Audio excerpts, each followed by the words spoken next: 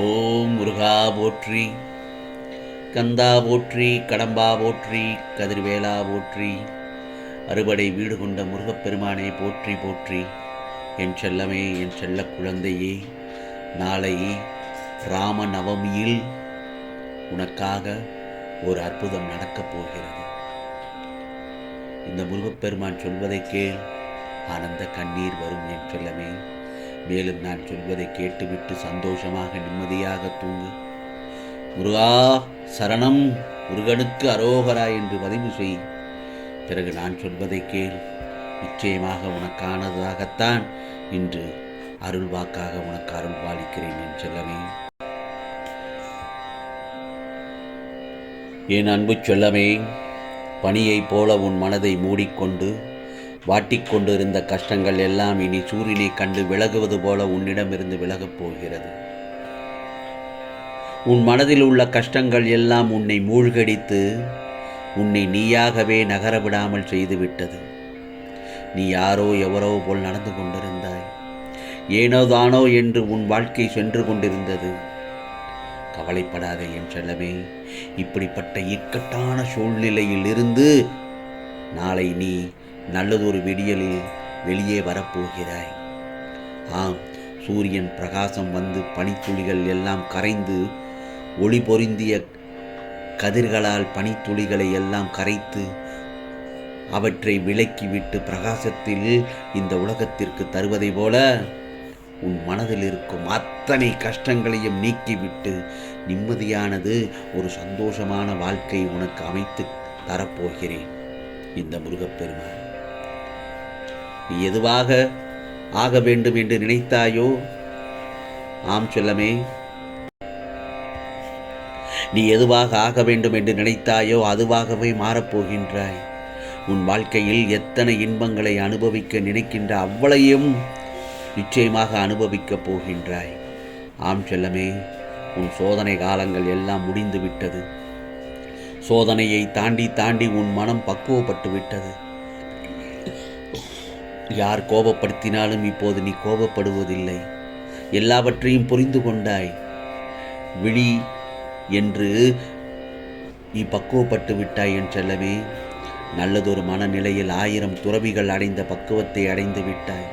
பக்குவத்தை கடவுள் உனக்கு கொடுத்து விட்டார். பல 100,000 தவம் செய்த பலனை நீ அடைந்து விட்டாய். எல்லோருடைய வாழ்க்கையிலும் இன்பமும் துன்பமும் சரிசமமாக கலந்தேதான் இருக்கும். அது எல்லாம் நினைத்து துவண்டு போய்விடக்கூடாது. நடந்த கசப்பான நிகழ்வுகளை எல்லாம் நினைத்து நினைத்து அழுக வேண்டாம். போதும், அழுது அழுது எதுவும் நடக்கப் போவதில்லை. நடப்பது நடந்து கொண்டேதான் இருக்கும். இதில் எந்த ஒரு மாற்றமும் இல்லை. அந்த நேரத்தில் உன் எதிர்காலத்தை மட்டும் நினைத்து யோசித்துப்பார். அந்த சிந்தனைதான், அந்த யோசனைதான் உன் வாழ்க்கையையே மாற்றும் என் செல்லவே.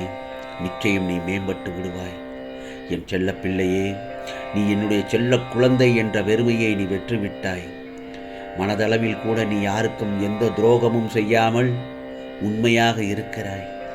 உன்னை ஏமாற்றி சென்றவர்களை கூட நீ மனதார ஏசுவதில்லை, திட்டுவதில்லை.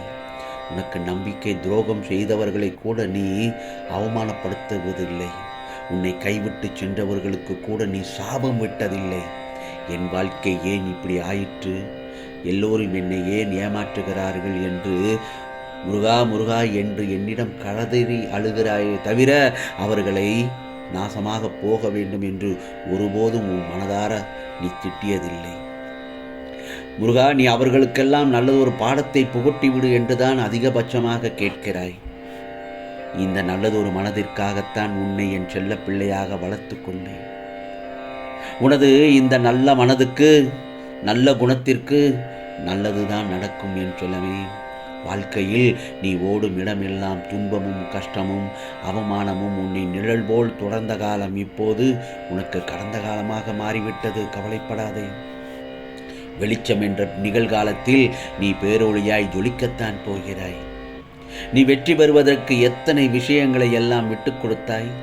நீ சந்தித்த துன்பம், நம்பி உன்னை ஏமாற்றிய நபர்கள், சூழ்நிலை என அனைத்தும் உன்னை சூறாவளியாய் சூழ்ந்தபோதும் அதற்கு எதிராய் போராடி மேலோங்கி நின்றாய் அல்லவா? இதையெல்லாம் உன் மனதைரியம் எவ்வளவு எத்தகையது! மற்றவரின் பேச்சுக்கள் உன்னை அம்பு போன்ற காயப்படுத்தினாலும் எழுந்து நின்றாய் அல்லவா? நீ நிச்சயம் வெற்றிக்கு பெயர் கொண்ட ஆத்மாதான் என் செல்லமே. கவலைப்படாதே. உன்னை வளரவிடக்கூடாது என நினைத்தவர்கள் முன்னிலையில் நீ விருட்சமாக வளர்ந்து நிற்கப் போகிறாய். அதற்கான தேடலில்தான் நான் உனக்கு அனுமதித்தேன். உன்னை மாயை விதி போன்று எதிர்மறை நிழல்கள் ஆட்டி படைத்திருந்தாலும் உன் எதிர்மறை நேரம் உனக்கு எதிரியாக செயல்பட்ட போதெல்லாம் அதையும் மீறி எழுந்து நின்றாய்.